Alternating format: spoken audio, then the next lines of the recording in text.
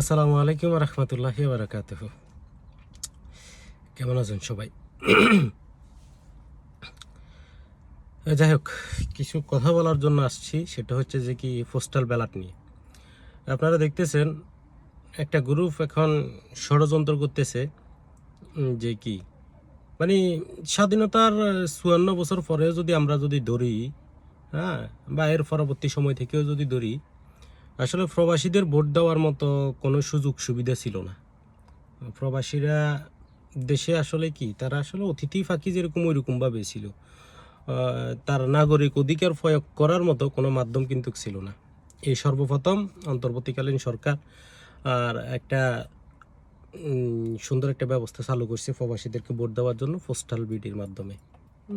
এটা প্রবাসীদের একটা দাবি ছিল, দীর্ঘদিন একটা দাবি ছিল।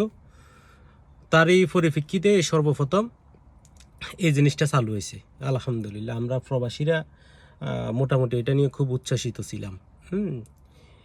এই কারণে কি আমরা অনেকে সরকারের বিধি মোতাবেক এই কি পোস্টাল বিডি অ্যাপসের ভিতরে যাই, যেভাবে যেভাবে বলা হয়েছে ওভাবে অনেকে আমরা নিবন্ধন করছি। নিবন্ধন করার উদ্দেশ্যটা হচ্ছে যে কি এটা, যে আমি দেশের নাগরিক হিসেবে আমি আসলে দেশে ভোট প্রয়োগ করতে চাই।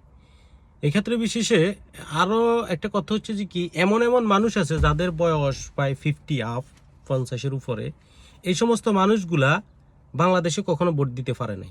এরকম অনেক মানুষও নিবন্ধন করছে যে না, এটা যেহেতু চালু হয়েছে একটা জিনিস, সর্বপ্রথম নিজের ভোটটা দিই। জীবনে আর বাঁচি থাকতেও পারি, নাও থাকতে পারি, অন্তত পক্ষে একটা ভোট দিই। মানে প্রবাসীরা অনেক আনন্দিত ছিল, বিষয়টা নিয়ে অনেক উচ্ছ্বাসিত, অনেক আনন্দিত ছিল তারা।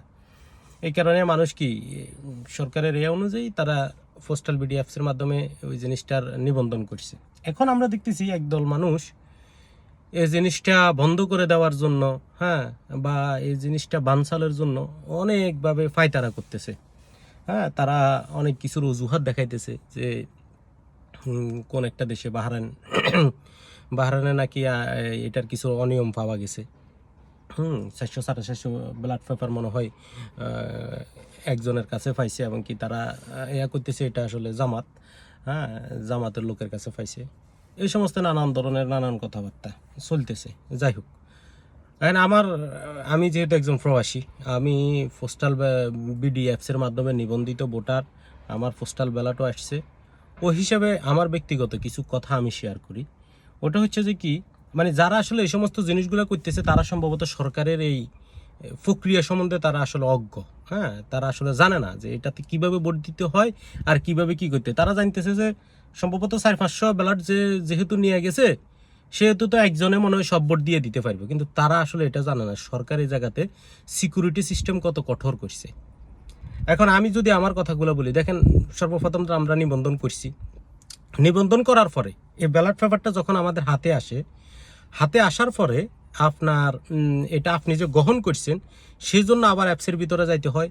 যাওয়ার পরে ওই জায়গাতে কি আপনার লাইভলিনেস মানে হচ্ছে যে কি আপনার এই যে মুখের যে স্ক্যানিংটা ওইটা করা লাগে। ওইটা করার পরে আবার আপনার কি ওই জায়গাতে একটা সবচেয়ে গুরুত্বপূর্ণ যে কথাটা হচ্ছে যে কিউআর কোড থাকে, একটা কিউআর স্ক্যানিং থাকে। ওইটা স্ক্যানিং করার পরে যায় কি এই জিনিসটা আপনার গ্রহণযোগ্যতা হয়, যে মানে নির্বাচন কমিশন আপনার এই ব্লাডটা পরবর্তীতে যদি পোস্ট অফিসের মাধ্যমে যায় তখন এটা গ্রহণ করবে। এর আগ পর্যন্ত এই ভোট যদি কেউ দিয়েও দেয় এই ভোটের কিন্তু কোনো ভ্যালু নেই। স্পষ্টভাবে নির্বাচন কমিশনের পক্ষ থেকে যে ব্লাডগুলো দেওয়া হয়েছে ওইখানে লিখিত আছে যে আপনি যদি এই কিউআর কোডটা স্ক্যানিং না করেন তাহলে আপনার এই ভোটটা গ্রহণযোগ্য হবে না। তো তাহলে এখন দেখেন এটা কিভাবে করতে হয়। এটা করার ক্ষেত্রে বিশেষে একটা মোবাইল, একটা নাম্বার এবং কি একটা এনআইডি, বুঝছেন? আপনি দ্বিতীয় কোনো মোবাইল দ্বারা এটা করা কখনো সম্ভব না। যার মোবাইল যে করছে তার ওই মোবাইল থেকে এই সম্পূর্ণ প্রক্রিয়াটা শেষ করতে হবে। এর বাইরে অন্য কেউ চাইলেও এটা করতে পারবে না। হয়তো ব্লাডে টিক দিয়ে দিতে পারে, ব্লাড এটা ফিরতে এত ফাটাই দিতে পারে, কিন্তু এই ভোট গ্রহণযোগ্য হবে না যতক্ষণ না পর্যন্ত আপনি এই স্টেপ বাই স্টেপ প্রক্রিয়াগুলো অবলম্বন করতেছেন। হ্যাঁ, তো যারা এখন আসলে এই জিনিসগুলো নিয়ে আন্দোলন করতেছেন বা ইয়া করতেছেন, হ্যাঁ, আপনারা হয়তো এই বিষয়টা নিয়ে অজ্ঞ। হ্যাঁ, এটা আসলে কখনো সম্ভব না। যার ব্লাড সে ভোট দিতে পারবে, এর বাইরে কোনো কিছু না। এবার আসেন, এর বাইরে একটা কথা বলি যে 400-500 জিনিসটা পাওয়া গেছে, এটা হচ্ছে যে কি, এটা কেমনে পাওয়া গেছে। এগুলো হচ্ছে যে কি আপনারা জানেন আমরা যারা প্রবাসী আছি বেশিরভাগ হচ্ছে যে কি এই জায়গাতে কোম্পানিতে মানুষগুলো কোম্পানিতে থাকে, কোম্পানির একটা ব্রাকে 500, 1000, 1500 এরকম লোক থাকে একটা ব্রাকের ভিতরে। তো ওই জায়গার ওই ব্রাকের একটা কোড থাকে, ওই কোডটা হয়তো কেউ ইউজ করছে। এটাও কিভাবে ইউজ করে, এটা হচ্ছে যে কি যখন আমরা এটা নিবন্ধন করতে গেছি ওই জায়গাতে ভিতরে কিন্তু স্পষ্টভাবে লেখা আছে আপনি যদি আপনার অ্যাড্রেস দেওয়ার ক্ষেত্রে নিজের অ্যাড্রেস সম্পর্কতে আপনি যদি কোনো কিছু না জানেন, বন্ধু বান্ধব যে কোনো নিকটস্থ যে কোনো একজনের অ্যাড্রেস আপনি ব্যবহার করতে পারেন।